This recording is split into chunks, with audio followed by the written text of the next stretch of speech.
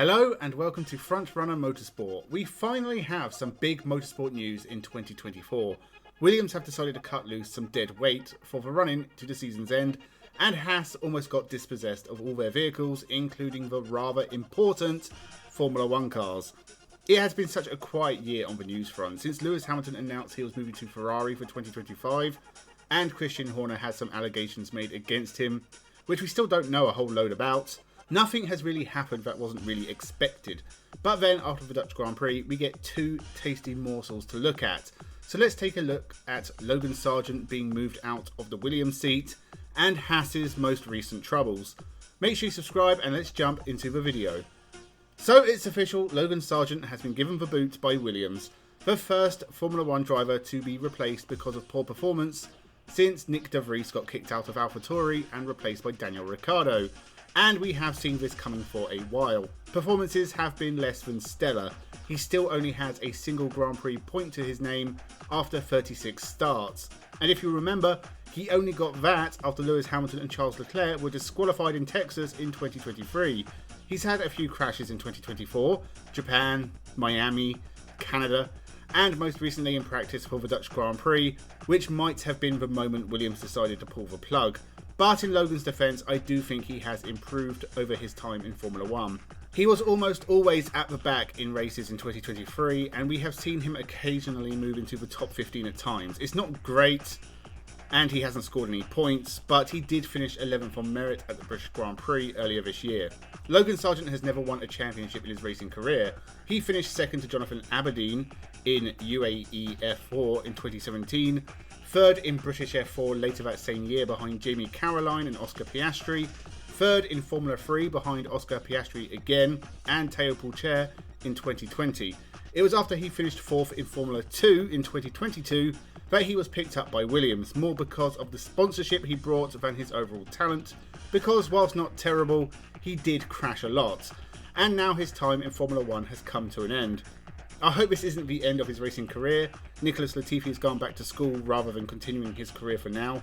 Logan Sargeant should still have plenty of options open to him. Prema are joining IndyCar in 2025, and Logan Sargeant does have a history with the Italian team. Despite his lack of good results as a Formula 1 driver, it's still a pretty top accolade to have, and I'm sure any number of teams would love to have him. So, who is his replacement? Well, it's Formula 2 driver Franco Colapinto. He's all set to become the first Argentinian Formula 1 driver since Gaston Mazecan back in 2001, which some incredibly handsome bearded YouTuber predicted as far back as 2022. Gaston Mazecan was the last Argentine to race in Formula 1, and that was over 20 years ago. With the only Argentine driver likely to reach that level soon is Franco Colapinto, currently racing in Formula 3. Apart from being one of the rare cases where I got something right, prediction video out tomorrow by the by, what do I think about Franco Colapinto getting a chance in Formula 1? Well, I think he's good enough and I'm sure he'll jump at the opportunity, hopefully it goes well, but I do feel like this is something of a tainted chalice. He knows he's probably not going to be in that car in 2025, and so is following the Liam Lawson route to Formula 1. Do well now, in the hope you get picked up sometime in the future. Carlos Sainz Jr. and Alexander Albon are all set to race for Williams in 2025, so Colapinto will only be on the grid next year if one of the few seats yet to be announced opens up, or one of those drivers moves to another team. Most likely, if Mercedes come to their senses, realise Andrea Kimi Antonelli isn't ready for a Formula 1 seat just yet, and go to Williams to put Alex Albon in that seat for a couple of years, then Colapinto could get in at Williams alongside Carlos Sainz next year, but that doesn't seem likely. Mercedes are really pushing for Andrea Kimi Antonelli to be as Formula 1 ready as soon as possible. And the Italian is a special talent, but he has time on his side. He has just turned 18. He's taken a couple of wins for Prema in 2024, but he's only 7th in the championship. Another year of Formula 2 and a year in the Felipe Drugovich reserve driver position. Then at 20 years old and a bit more experience behind him, perfect time to give him a shot. If he comes in next year, makes a mistake and the media jumps on him, it could shatter his confidence, could lead to more mistakes, could be a perpetual cycle that sees him racing in the Italian GT series by 2028. Now, he could step up and hit Lewis Hamilton levels right away, challenge for the 2025 championship, maybe even doing something crazy like winning it. Are you going to put money on that happening? No. And yet Mercedes haven't announced a second driver yet. Andrea Kimi Antonelli will be doing practice sessions and his announcement will probably come before year's end. Either way, it's just to me this seems like a disaster waiting to happen.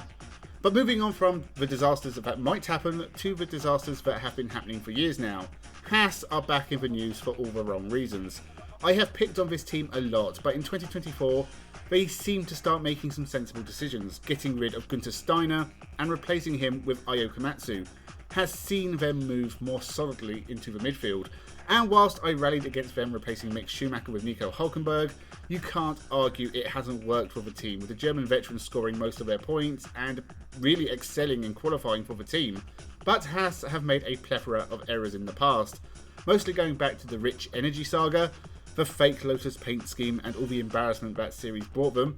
The other big error on their part was signing Nikita Mazepin and sponsorship from his Russian backer Uralkali. Once the war in Ukraine started, this deal was very quickly erased, Nikita Mazepin was dropped, and they hastily repainted their cars so as not to glorify the Russian flag in front of the world's media. That has now come back to bite them. They decided with all the anti-Russian sanctions being imposed that they could keep the sponsorship money Uralkali had already paid. Well, 2 years later, Uralkali came a-collecting. A Swiss court ordered Haas back in June to pay the Russian energy firm the $9 million they were owed. Haas did not do this, so at the Dutch Grand Prix, Uralkali called in the bailiffs to make an inventory of Haas's stuff, and if the money was not paid, they were going to keep it, including the cars and trucks. A difficult situation for Haas, as the Italian Grand Prix is a week after the Dutch Grand Prix, and usually the trucks would start transporting equipment Sunday night to northern Italy. Haas have been delayed for a day whilst the money cleared, but they have paid. The trucks are now on their way to Italy, and this can be written off as just another embarrassing Haas situation that was overcome. Hopefully the last, at least for a while.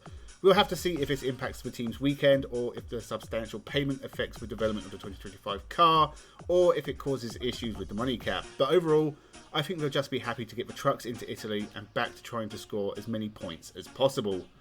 So those were the most recent developments in the world of Formula 1. What do you think of Logan Sargeant losing his seat at Williams?